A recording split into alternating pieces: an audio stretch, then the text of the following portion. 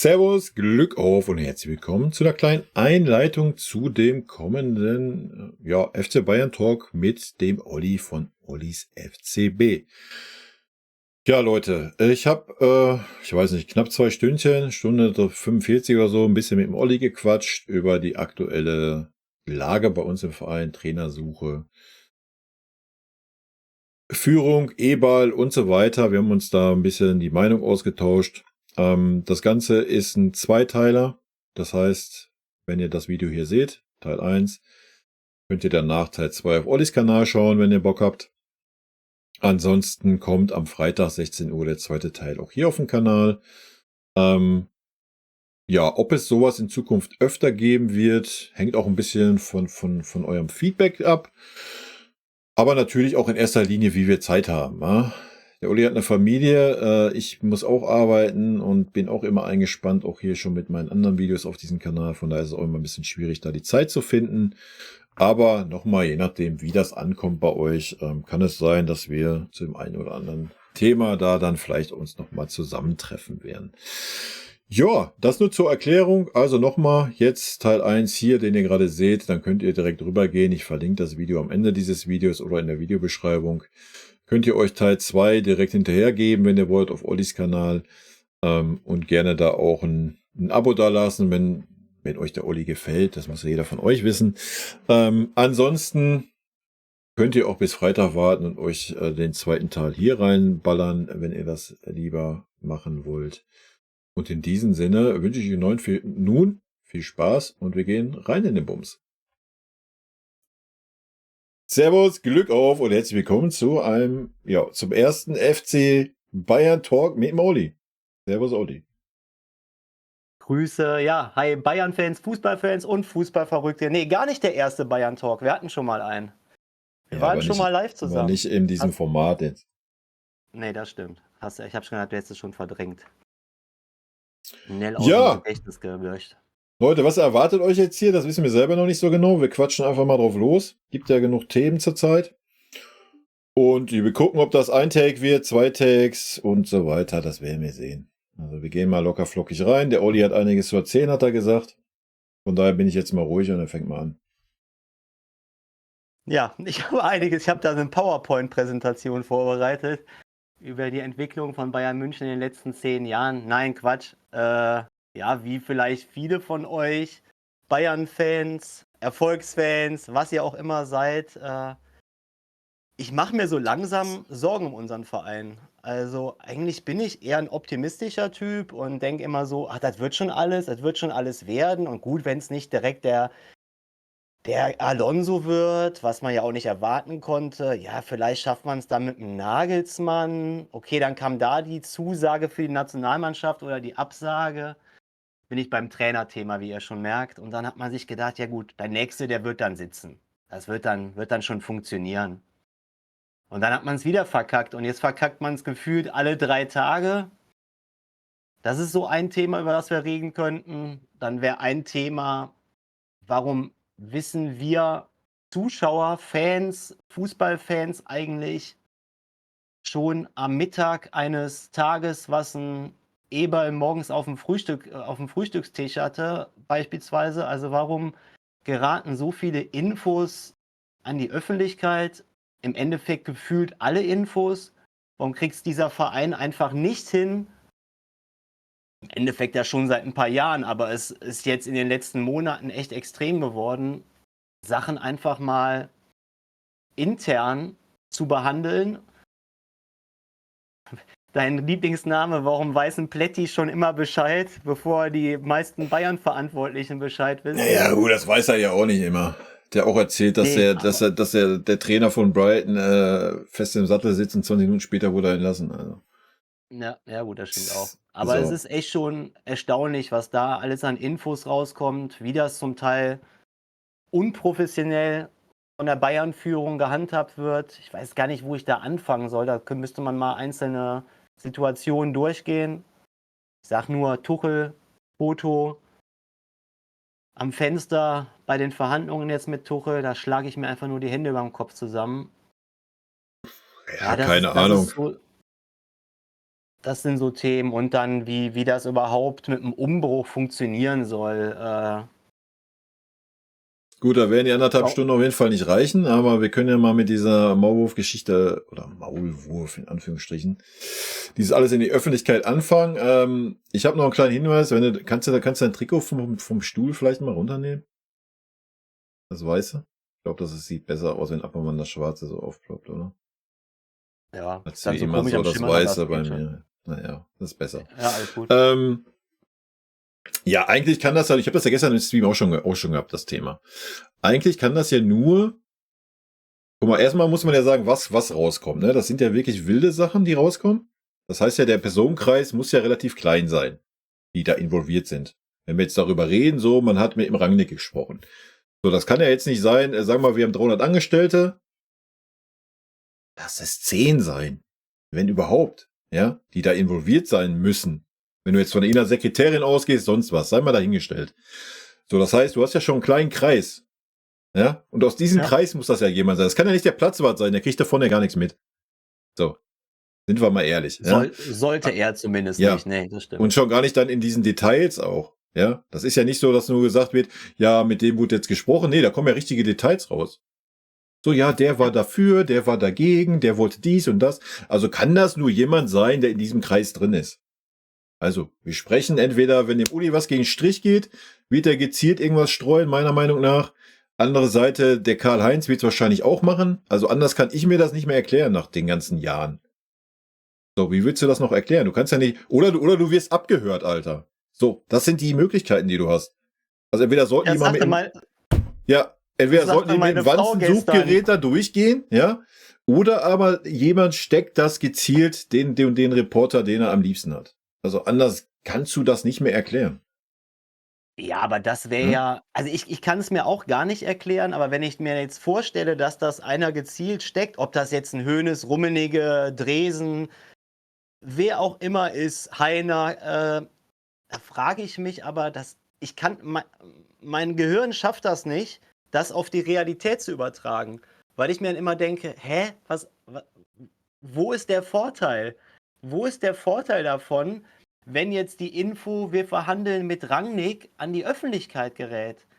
Ist das dieses Dingen, ja, wir haben jetzt bei 2 verkackt und nur damit ihr Öffentlichkeit Bescheid wisst, wir sind da echt an was Heißem jetzt dran, weil wir sind Bayern München und wir überlassen nichts dem Zufall, also gehen wir das mal besser raus, bevor noch die Öffentlichkeit denkt, die kriegen ja gar nichts geschissen, die machen ja nichts.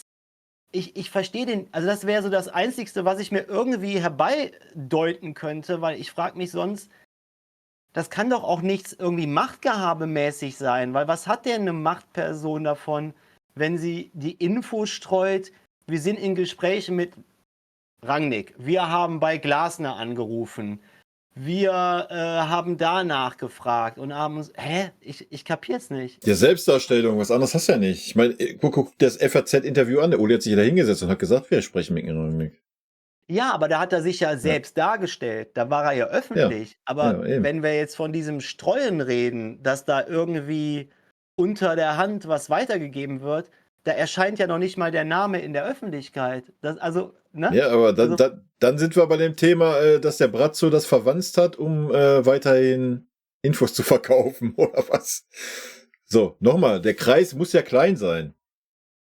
Es wird ja nicht der Koch oder sonst wer mitkriegen, wenn die jetzt da in ihren kleinen Kreis, oder vielleicht ist es, was weiß ich, der Stolper. Ich weiß es doch nicht. Also es muss ja einer aus dem Aufsichtsrat sein. Ich meine, da sitzen 9 Leute. So, such dir einen aus. So, dann hast du den Eberl und den Freund.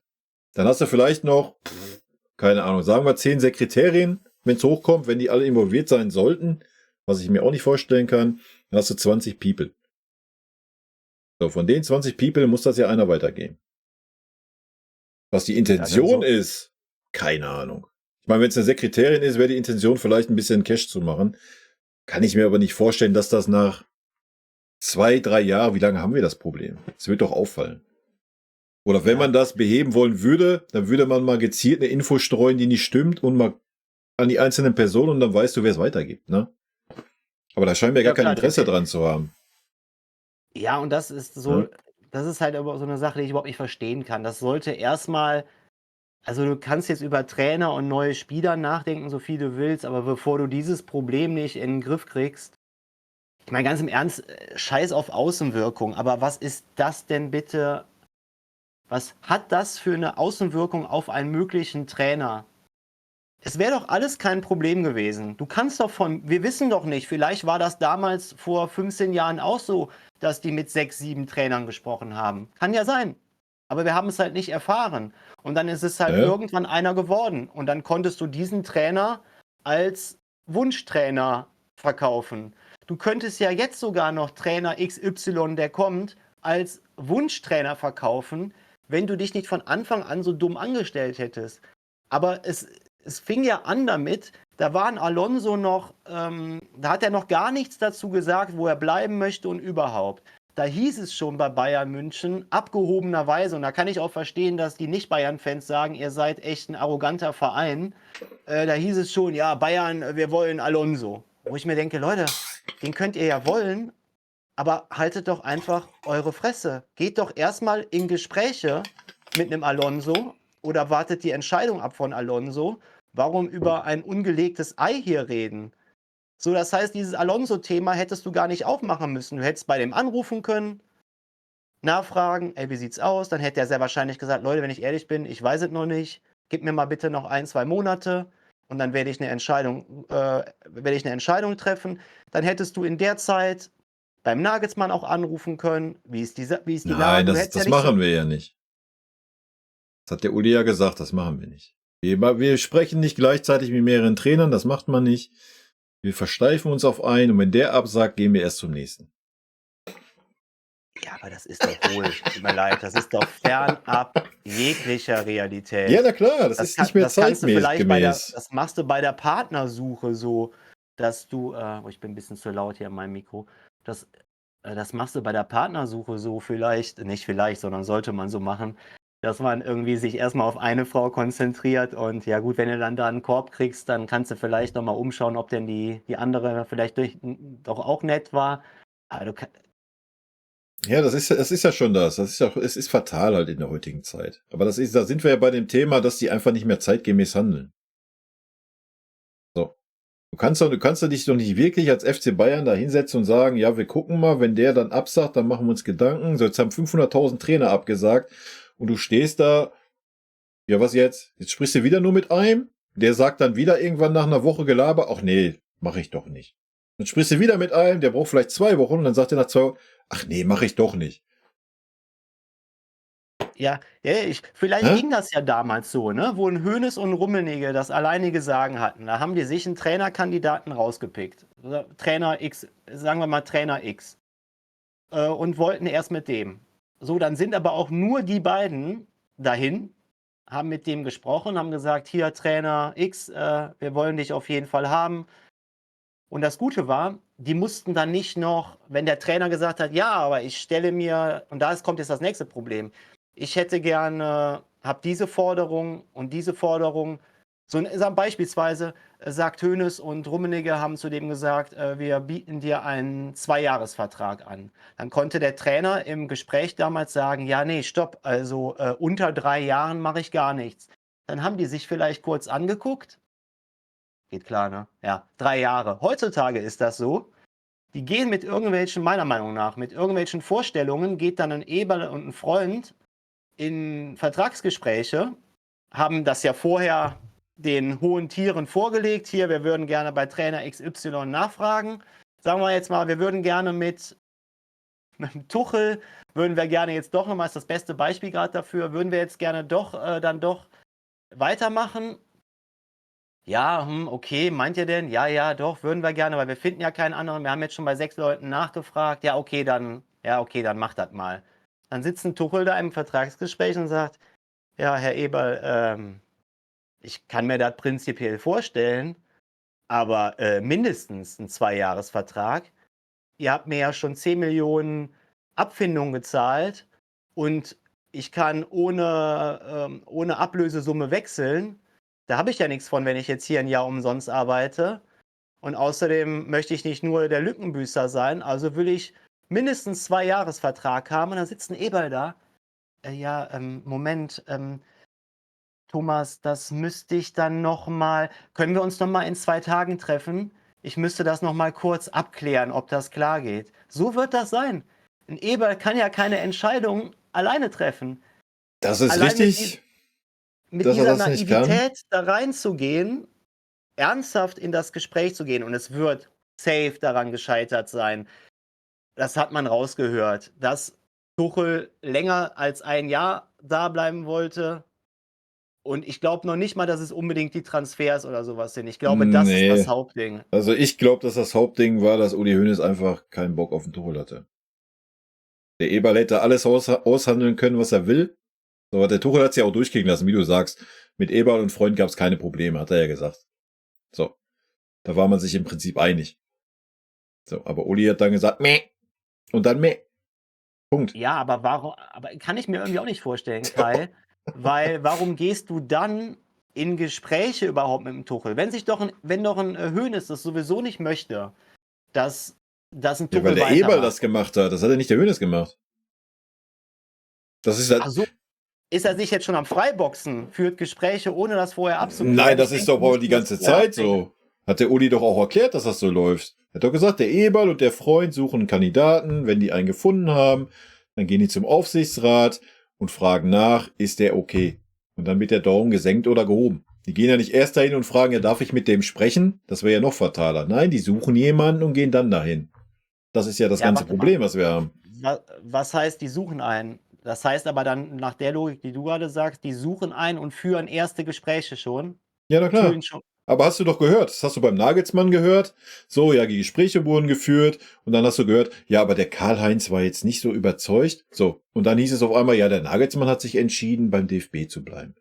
So, wenn er Ja, das aber von das ist Anfang ja an gewollt hätte, dann hätte er doch gar keine Woche erst gesprochen mit dem FC Bayern. Hätte er doch gleich gesagt, alles gut, ehrt mich, freut mich, ich bleib beim DFB. Dasselbe mit dem Rangnick. Warum spricht der Rangnick eine Woche mit dem FC Bayern, wenn er bei der österreichischen Nationalmannschaft bleiben will? Das macht doch keinen Sinn. So, und die das haben ist doch nicht ja eine noch Woche lang mit dem naiver. Hoeneß gesprochen oder mit dem Rummenigge. Die sprechen mit dem Eberl und Freund.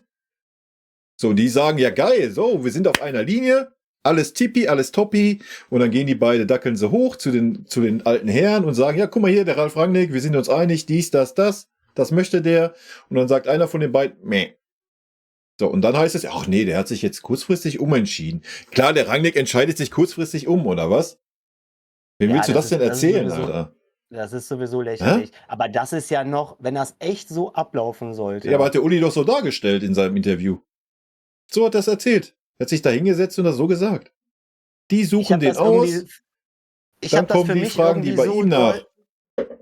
Ich habe das für mich irgendwo so deuten wollen, aber vielleicht bin ich da auch naiv rangegangen. So nach dem Motto, wir suchen einen aus, also wir wollen jetzt Glasner haben. Und dann gehen die zu Hoeneß und Rummenigge hin und sagt, hier, hört mal zu, wir wollen Glasner haben, der ist zurzeit da und da Trainer. Können wir mit dem reden? So habe ich das mir jetzt irgendwie gedacht. Ja, Weil aber das wenn ist du, ja noch stumpfer. aber wenn doch dem so wäre, warum hat denn dann Nagelsmann und Rangnick nach einer Woche Gesprächen abgesagt? Weil ich mir es, okay, pass auf, weil ich mir genau, also ich weiß nicht, wie es ist, aber ich könnte mir vorstellen, dass das so abläuft. Uli, wir würden gerne mit Rangnick sprechen. Ja, okay, meint ihr, ja doch, der kann entwickeln, würden wir gerne machen. Ja, okay, alles klar, dann führt mit dem Gespräche. Dann sitzen die da. Hey Ralf, hör zu, wir können uns echt gut vorstellen, dass du bei uns Trainer wirst. Dann sagt Rangnick, ja, ja, Moment, aber ich hätte dann doch 1, 2 Forderungen an euch. Können ja unterschiedlicher Art und Weise jetzt sein, diese Forderungen. Müssen wir nicht drauf eingehen. Ob das jetzt Vertragslänge ist, ähm, Macht bei Mitbestimmen von Transfers, dann sind Forderungen, die vom Trainer kommen. Und dann glaube ich, dass dann Eberl und ein Freund da sitzen und denken, ja, okay, scheiße, jetzt stellt der Forderungen. Moment, also wir haben ja abgeklärt zwar, dass wir Gespräche führen können, aber inwieweit wir jetzt diesen Forderungen zustimmen können, wir brauchen dann noch mal 2 Tage. Dann gehen die zu Rummenigge und Hoeneß wieder hin und da ist ja das Problem, es sollte ja alles schneller werden bei uns, ne? Ich erinnere nur an die Pressekonferenz, die es damals gab. Dann gehen die zu Rummenigge und Hoeneß, sagen hier, der hat folgende Forderungen, das und das und das. Ja, also bei der Sache können wir zustimmen, das finden wir nicht so gut. Versucht ihr mal zu überzeugen, dass Ja, aber das wäre ja noch das, weil, fataler. Das wäre ja noch schlimmer wie das andere rum. aber deswegen, glaube ich, dauert das so lange. Ja, aber Warum dauert es mit dem Tuchel? dann kannst du die ja gleich rauswerfen. Dann brauchst du die ja nicht. Die brauchst du rein theoretisch nicht. Das ist Ja. ja das, was du schon seit längerem sagst, dass eigentlich Rummenigge und Hoeneß am besten wieder zurückkehren, weil sie ja nicht Ja. Entscheidungsgewalt abgeben wollen. Hör dir doch den Hoeneß an bei dem FAZ-Interview, wie er noch jahrelang seinen Sohn, wie der sich täglich gemeldet hat, wo er Ja die gut, das Firma macht der Eberl übernommen ja hat. auch jetzt. Ruft ja Ja. auch dreimal am Tag an. Ja. Ich glaube einfach, dass sich ein Eberl da auch gar nicht frei schwimmen kann, weil er alles abgesegnet kriegen muss von oben. Und wie wirkt das bitte schön? Und ich glaube, dass das auch einer der Hauptgründe ist, warum sich die Trainer entfernen. Da sitzt dir einer gegenüber und dann merkt der Trainer nach einiger Zeit, okay, warte, ich führe mit dem Vertragsgespräche. Und unabhängig jetzt davon, ob du recht hast oder nicht, was Ja, es dieses kommt ja Ding aufs angeht, beide das raus. Ja. kommt aufs Gleiche raus. Das ist nur ein Genau. Zwischenschritt im Endeffekt. Aber da Ja. sitzt dir ein Sportdirektor, ein Sportvorstand, sitzen dir gegenüber, wo du nach einiger Zeit merkst, okay, die ticken zwar ähnlich wie ich, aber die müssen das jetzt nochmal absegnen lassen. Und dann machst du dir einfach deine Gedanken und ernsthafte Gedanken, wie dann eine weitere Zusammenarbeit, wenn es jetzt zum Beispiel um Transfers geht, um Abgänge geht, um Ausrichtung geht des Vereins für die nächsten Jahre, wenn da immer alles abgesegnet werden muss, Ja, fasse ich mir einfach Katastrophe. an den Kopf. Ja. Es ist eine Ja. absolute Katastrophe. Aber es ist auch eine Katastrophe. Jetzt sind wir so indirekt ein bisschen, finde ich, den Eberl in Schutz am Nehmen. Also so ein bisschen könnte sich das ja jetzt hier so anhören, weil wir jetzt die ganze Zeit auf Rummenigge und Hoeneß und die wollen immer die Macht behalten. Aber ein Eberl muss sich auch kritisch ankreiden lassen, dass er sich. Wir kündigen einen Tuchel im Februar. Wenn ein Eberl das nicht gewollt hätte, kannst du mir doch nicht erzählen. Der hat gefühlt 2 Wochen später angefangen bei uns. Als ob der da nicht eingeweiht war. Das kann mir einfach, also wenn das der Der Fall Eberl sein wird den Hoeneß sollte. doch eh nicht widersprechen. Das ist doch der nächste Punkt. Er hat doch gar nicht die Eier dazu, jetzt sich hinzustellen und zu sagen, pass mal auf, Uli, wir machen das jetzt nicht so, sondern das machen wir so. Ich bin der Sportvorstand, du bist nur Aufsichtsrat, du hast eigentlich gar nichts zu sagen. Das wäre mal eine Ansage, die der Hoeneß kriegen müsste und der Kalle genauso. Natürlich. Ja, Ja, und aber das Heiner fehlt und ja. Dresden auch. Ja, gut, Dresden ist ja noch CEO, das ist ja nochmal eine andere Geschichte. Aber die beiden im Aufsichtsrat ist halt ein Kontrollgremium. Mehr brauchen wir eigentlich nicht sagen. Ja? So, die geben ihre Zustimmung, was verankert wurde. Das wurde ja auch geändert. Vorher war es, glaube ich, ab 25 Millionen, jetzt erst ab 50 Millionen, wo die überhaupt involviert werden müssen. Vorher interessiert eigentlich gar nicht, was die sagen. Es hat eigentlich nicht zu interessieren. Es interessiert nur, weil es Uli Hoeneß und Karl-Heinz Rummenigge heißen. So, nochmal, wie du sagst, der Eberl hat keinerlei Kompetenzen. Egal, ob das so rumdrehst oder so rum.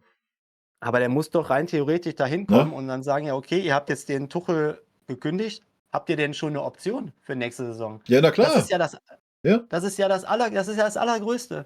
Du brauchst, wie du sagst, du kannst ihn aus der Kritik nicht rausnehmen. Eberl hat, wo er gekommen ist, hat er ja auch gesagt, ja, na klar, unser Wunschkandidat ist Alonso. Hat er klar kommuniziert. So. Und Warum dann wartet macht man, wartet. Ja, der Schabi, der braucht noch ein bisschen, der weiß noch nicht. Man wartet. Ach nee, der hat jetzt abgesagt. Ja, jetzt gucken wir mal nach dem nächsten. Wie dumm. Guck mal, Ja, wenn du das nicht so öffentlich Junge. rausgehauen hättest du ja diesen Wunsch intern vertreten können, ohne Probleme. Alonso ist der Wunschkandidat. Ja, na klar. Aber dann hättest du ja ohne Probleme mit anderen Trainern ins Gespräch gehen können. Ja, na klar. So, ne, hör zu, wir suchen einen für nächste Saison, wir wollen schon mal anfragen, wie ist bei dir die Lage, was haben Sie für Forderungen, wie stellen Sie sich den Fußball vor? Wobei, das ist ja nochmal ein Thema für sich. Weil das schreibe ich mir auf. Trainerprofil, da kommen wir gleich noch kurz zu, da möchte ich noch kurz drüber reden. was stellen Sie sich vor? Und dann hast du schon mal so 2, 3 Leute abgeklappert und dann kannst du ja ganz entspannt reagieren. Wenn Alonso sagt, ich komme, okay, dann rufst du die anderen Trainer an und sagst, ja, wir haben jetzt einen anderen gefunden, da hat es einfach mehr gepasst. Oder du kannst dann mit den anderen in die tieferen Gespräche gehen, in die Details Ja, gehen. richtig. Das wäre, wenn man das in der heutigen Zeit anpassen würde. Aber der Uli und wahrscheinlich auch der Eberl oder generell der ganze Verein lebt noch in dieser Zeit wie vor 10 Jahren oder vor 20 Jahren. So, wenn der FC Bayern ruft, laufen alle 600 Kilometer zu Fuß zum FC Bayern. So, aber diese Strahlkraft ist halt nicht mehr da. Ja, Ne? aber okay, sagen wir Das mal, ist ja das Problem. sagen wir mal, dass das so wäre, dass die so denken. Habe ich auch das Gefühl. Aber das ist doch wie mit einer Wand. Wenn du zweimal mit dem Kopf gegen die Wand läufst, müsstest du da beim dritten Mal realisieren, oh Scheiße, da ist ja eine Wand. Da kann ich ja jetzt nicht nochmal gegenlaufen. Das hat Und der Uli aber noch nie getan. dann Sind wir machst mal du mit ehrlich. Alonso die Erfahrung, dann mit Nagelsmann, dann mit Rangnick und dann mit den anderen, die dann noch folgten. Und jetzt dann die Krönung noch dem Ganzen aufzusetzen, dann Dass mit einem man Tuchel Tuchel, nochmal anfragt, ja. wo ein Hoeneß sich ins Fernsehen gesetzt hat, was durch die ganze Presse ging und nicht nur in Mosambik berichtet wurde, sondern hauptsächlich in Deutschland, dass dieser Trainer, ja, müssen wir nicht inhaltlich darüber reden, dass er mit dieser Aussage es schon auf den Punkt getroffen hat, aber er macht es öffentlich. Und dann stellst du dich dahin und sagst, ja, wir wollen doch mit dir weitermachen. Und weißt du, was das Schärfste ist? Das sagte einer bei Sky, glaube ich. Da gab es ich weiß nicht mehr, wie die Sendung heißt, da war so ein, ne, ich weiß nicht, so muss man immer vorsichtig sein, so ein Kommunikationswissenschaftler und der sagte auch, das ist ganz schön schlau. Damals, vor ein paar Monaten, war Bayern noch der Gewinner, was das Thema Tuchel angeht. Die haben quasi die Entscheidung getroffen, mit diesem Trainer geht es nicht weiter. Jetzt haben sie das echt geschafft, dieses Ding rumzudrehen und jetzt steht Bayern, was Thema Tuchel angeht, auch noch als Idiot da. Also, Ja, wo du auch noch nicht mal mehr hinter der deiner Tuchel hat nur Meinung, gewonnen. der Ja, hat nur gewonnen. ja, Nur gewonnen. auf voller Linie. Und der kann sich jetzt natürlich auch schön mit einem Lächeln in die Pressekonferenz setzen und sagen, ja, ich weiß, ja, warum haben sie denn immer wieder diese Leistungsschwankungen gehabt in der Saison und gegen Saarbrücken und gegen Bremen und gegen bla bla bla. Ja, ich weiß, wo das Problem liegt, aber das gehört hier nicht in die Öffentlichkeit.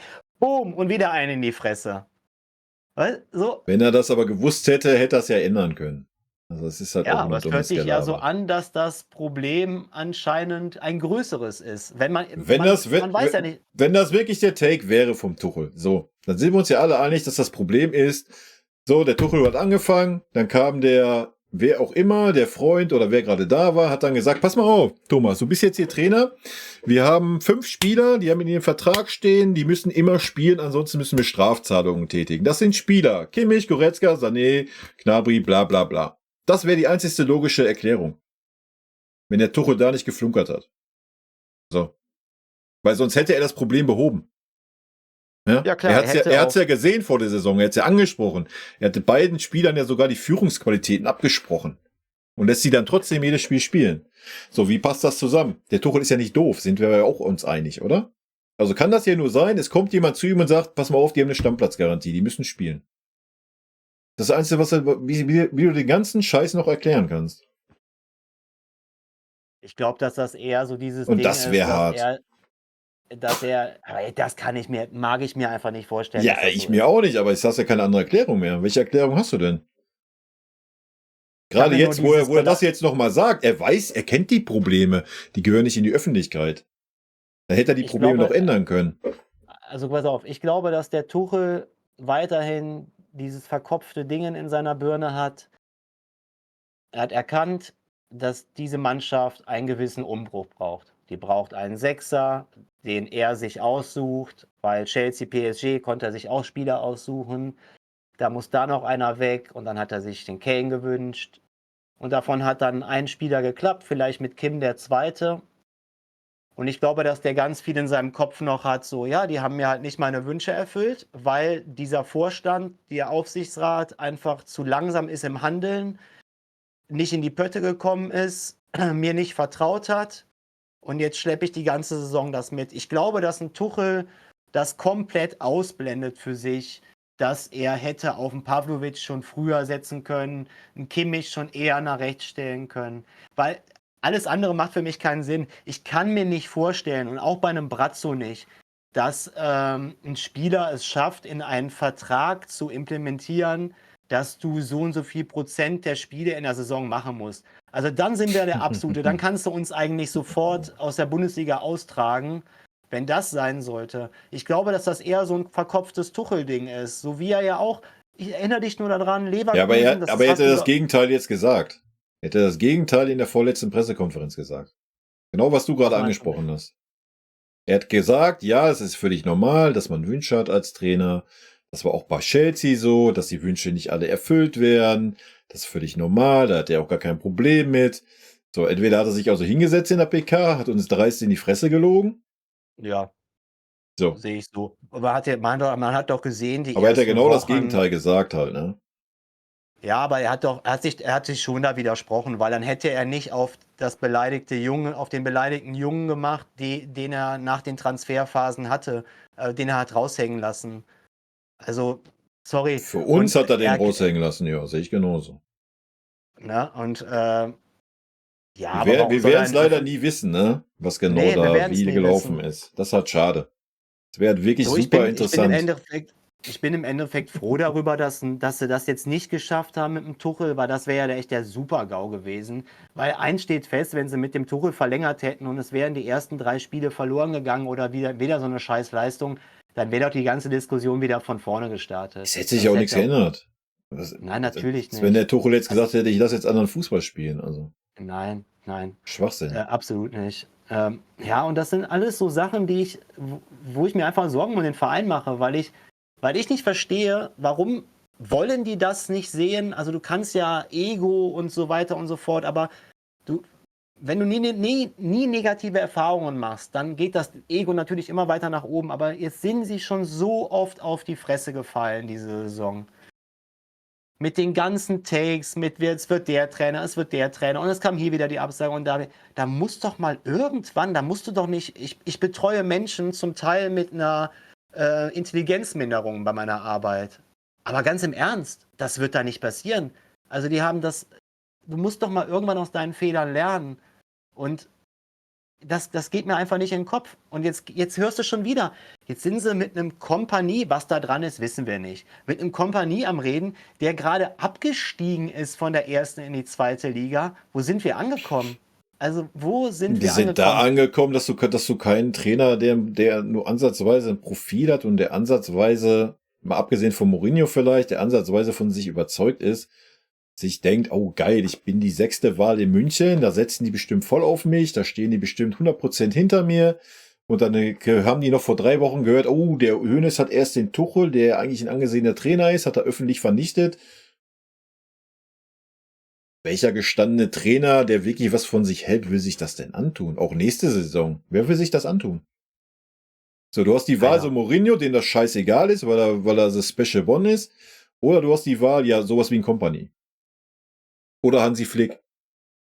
Und dann hört's Wobei ich auf. glaube auch nicht, dass ein Flick Dann sich hört's das auf. jetzt noch antun wird. Ach Ich glaube, klar, ein der Flick. kriegt doch nirgendwo anders einen Job, Alter. Bitte Ja, dich. aber ich glaube aber auch, dass ein Flick mehr als ganz kurz, jetzt wollte ich gerade sagen, dass Flick mehr als ein Jahr fordern würde. Das ist ja auch noch das Allerbeste.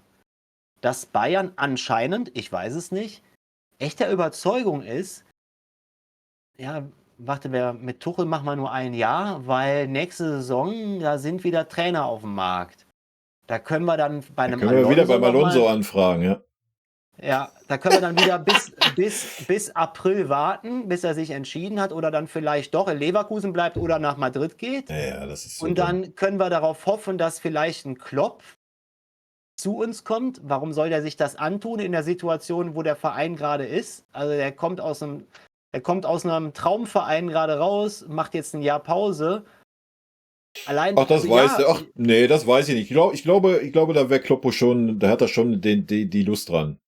Zu so einem Fall war ja in Liverpool nicht anders oder in Dortmund. Er hatte immer die Vereine übernommen, nicht wo sie oben waren. Er hat sie ja hingeführt.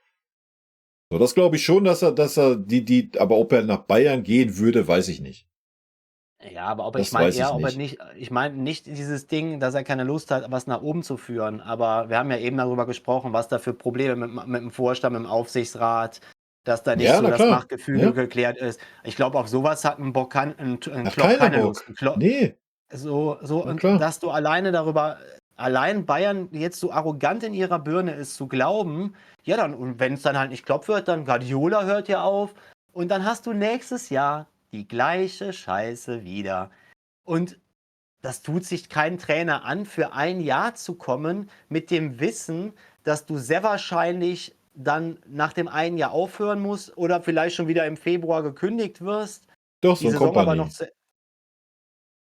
Ja, genau, dann, Ja. wie du schon sagst, ich habe ja letztens schon den Take rausgehauen. Ich kann mir nur vorstellen, dass das nur ein Ex-Spieler, der jetzt irgendwo in der Trainerposition ist oder schon mal war, von Bayern machen kann. So nach dem Motto, an diesem Verein ist Spieler, Trainer XY was gelegen, also zum Beispiel Van Bommel, da schlägt noch das rote Herz.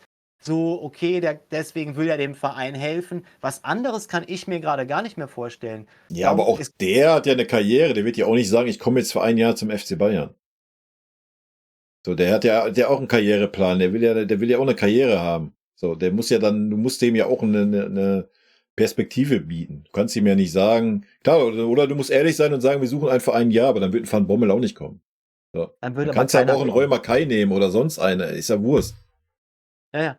So. Aber die Frage ist, ob dann überhaupt einer kommt. Oder ob du einfach darauf scheißt, die Fresse hältst und sagst, wir wollen was mit dir aufbauen, weil wir haben doch sowieso schon die Erfahrung gemacht, dass wir gut darin sind, Trainer zu kündigen. Also wenn du dann in ein paar Monaten es schaffst, einen Guardiola davon zu überzeugen, dass er nächste Saison kommt, ich weiß, viele Wenns, dann kannst du immer noch so assi sein und wenn du merkst, das Ja, aber funktioniert ja das wäre hier. ja auch fatal. Wie gesagt, du könntest aus meiner Sicht, kannst du nur einen Übergangstrainer nehmen jetzt, wenn du safe weißt, ja, es ist fix, ich habe nächstes Jahr einen Klopp, ich habe nächstes Jahr einen Guardiola oder ich habe nächstes Jahr einen Alonso. Oder ich habe nächstes Jahr XYZ, sei mir egal wer. Aber du musst jetzt wissen, dass du den nächstes Jahr kriegst. Du kannst ja nicht jetzt einen Trainer einstellen und sagen, ja, intern denken wir eigentlich, ja, wir nehmen den mal, aber dann, wie du sagst, und nächstes Jahr machen wir dann denselben Spaß wieder durch, weil kannst du nicht bringen.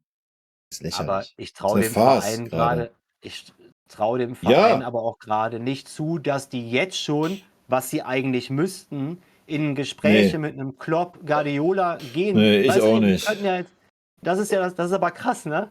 Dass wir als absolute Amateure, die nie in diesem Geschäft gearbeitet haben, davon ausgehen, dass absolute Vollprofis es nicht hinkriegen, mal beim Guardiola jetzt anzurufen und zu sagen, hör mal zu, wir würden dich gerne nächstes Jahr, egal was bis dahin kommt, wir machen uns gerade hier zum Affen, aber du weißt, was du bei uns hast.